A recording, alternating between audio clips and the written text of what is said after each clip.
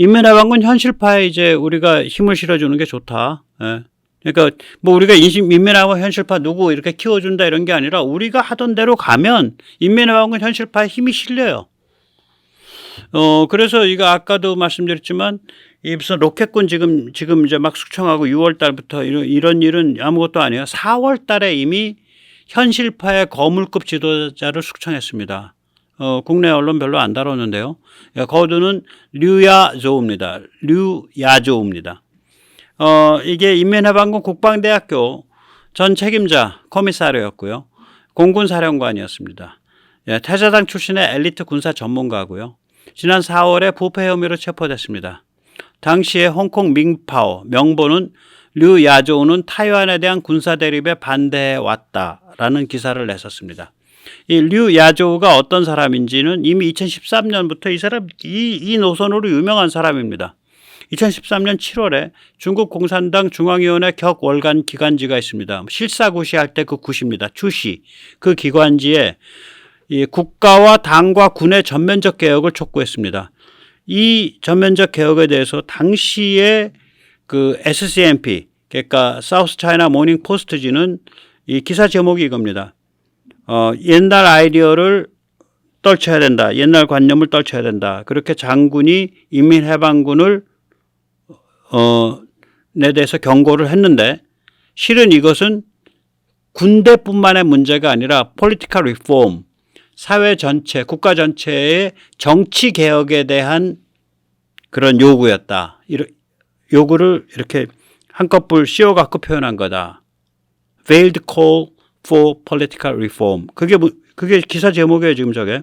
그래서 기사 내용을 한번 보시죠. 개혁 성향 장군이라 그러더라고요. 근데 이제 리버럴이니까 이거를 리버럴 성향 장군 하면은 뭐 중국 인민해방군의 리버럴이 어디 있겠어요. 개혁 성향이죠. 개혁 성향 장군이 개혁하지 못하면 경쟁 국가에게 패배한다라고 말했다. 이는 인민해방군에 대한 이야기일 뿐 아니라 정치 전반에 대한 언급으로 분석된다.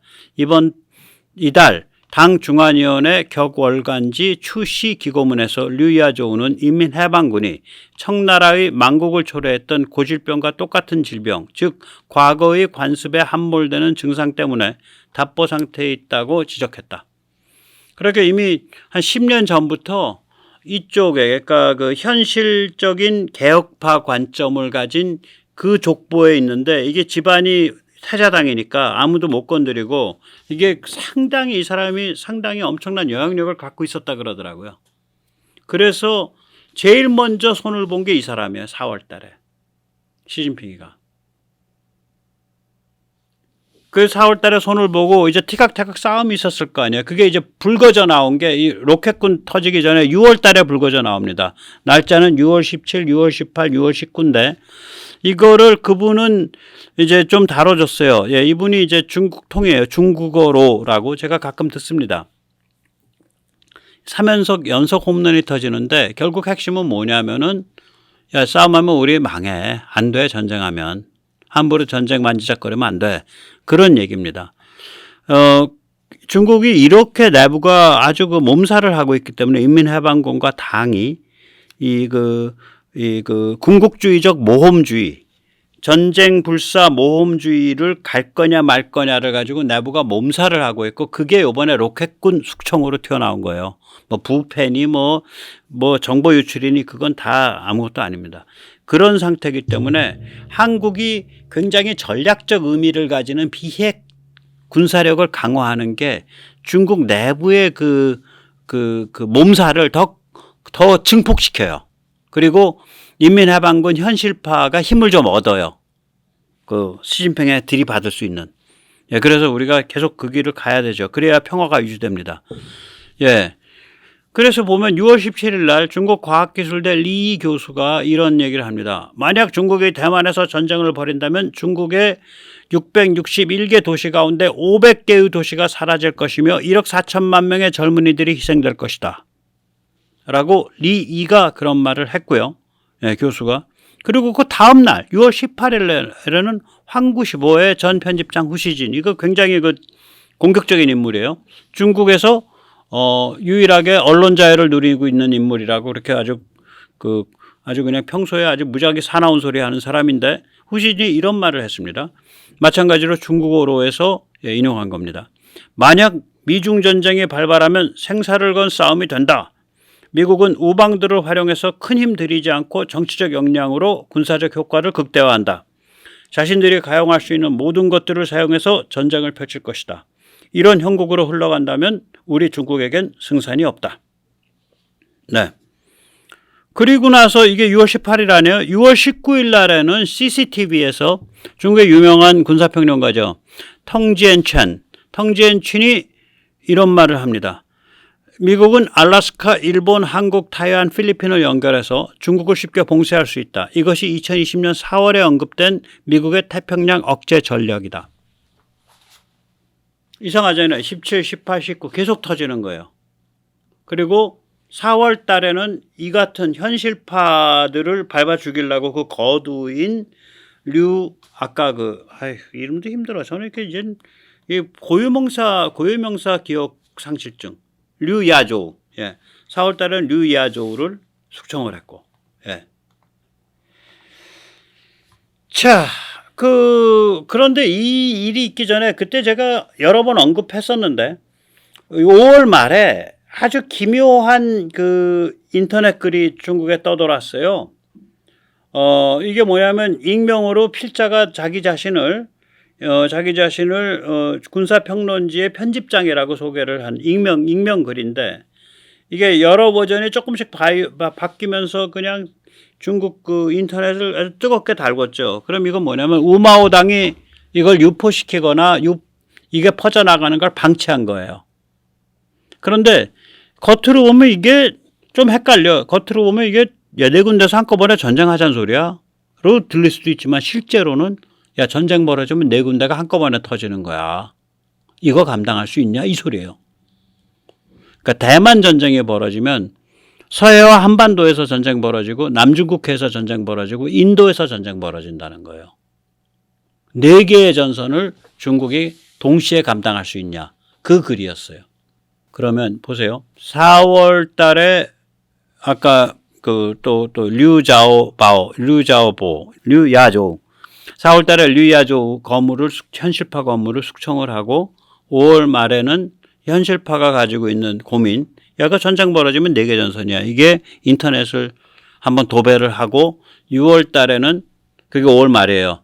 6월 달에는 6월 16, 17, 18 이때 중국 안에 그러니까 인지도가 높은 어피니언 리더들이 야, 그 전쟁 힘든 건데 라는 얘기가 계속 튀어나오고 그리고 나서 로켓군 숙청이 튀어나오는 거예요. 예. 로켓군 숙청이나 누구였지? 외교부장 숙청 이런 것들이 튀어나온 거죠. 그래서 이게 중국이 몸살을 하는 거죠. 그러니까 한국의 KF-21 등 한국의 비핵 전력이 이게 비약적으로 발전을 하게 되면 이게 중국 내부 깊숙한 곳을 심리적으로 타격을 가하는 거예요. 중국 인민해방군이나 공산당에 우리가 그 정도 이제 체급이 된 거죠. 네, 나비 효과 정도가 아니라 이건 상당한 그래서 결국 이건 시진핑의 과대망상 요리인데 시진핑은 이제 정치 위기에 몰리고 나니까 전쟁 불사 카드를 만지작거리면서 인민해방군 현실파를 희생양으로 삼는 거거든. 정치적으로 몰리니까 한쪽 편들어주면서 한쪽 치는 건데 편들어준 게 전쟁 불사파 모험주의 노선을 편을 들어준 거고 현실파를 희생양으로 삼은 거죠. 저는 시진핑이 그럼 전쟁을 진짜 하려고 그런다 아닙니다. 얘는 권력 게임을 하는 건데 이 사람은 이게 스스로 자기가 모택동급 지도자라고 망상을 하는 거죠. 그래서 내가 오늘은 말이야 모험주의파를 역성들어서 현실파 치는 거지. 조금 지나면 또 현실파를 역성들어서 모험주의파 칠 거야.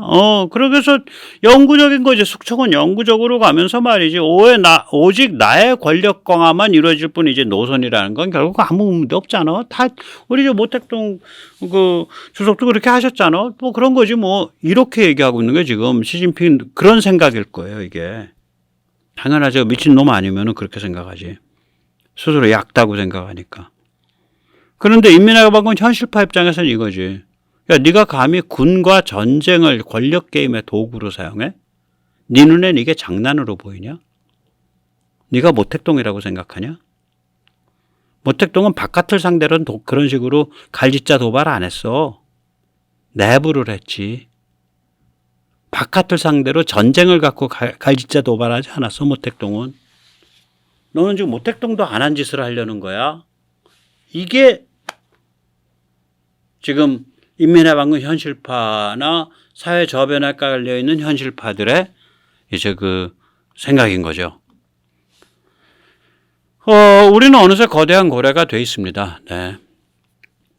이 거물이죠. 예. 군사지정학 관점의 한국학자 레이먼 파르도, 예. 영국 교수죠. 이 사람이 뭐 잘 아시지만 이런 책 썼죠. 한국에 대해서. 예. 그 새우에서 고래로 바뀐 나라. 새우에서 고래로. 저는 이 파르도 교수에 대해서 좀 반박을 한다면 새우에서 고래가 되려면 유전자가 바뀌어야 될 거 아니야. 아니다. 원래부터 고래였어. 새끼 고래였지. 원래부터 고래였다. 새끼 고래였다. 이 고래 유전자를 보면 뭐 제가 항상 얘기하지만 만국시기에 이미 드러나요. 중국이나 일본의 반응을 보면 우리처럼 이렇게 정신적, 영적인 반응을 안 일으켜요. 그 서양, 현대 문명이 이렇게 들어왔을 때 우리는 그게 가톨릭으로 나타나고 제가 설명드려서 오늘은 안 하지만 아주 독특한 역사상으로 나타나고 동학 주류로 나타나고 저는 전봉준, 김계난, 손아중 이건 다 쓰레기로 보니까 동학 주류랑 달라요. 동학 주류로 나타나고 또 프로테스탄티즘으로 나타나요. 이게 굉장히 다른 겁니다. 예. 그 다음에 이제 우남이 대표하는 정치적 흐름이 있죠. 독립정신. 그러니까 독립적 개인이 되기 위해서 자유공화국이 돼야 된다라는 얘기가 벌써 1904년에 나오는 거니까.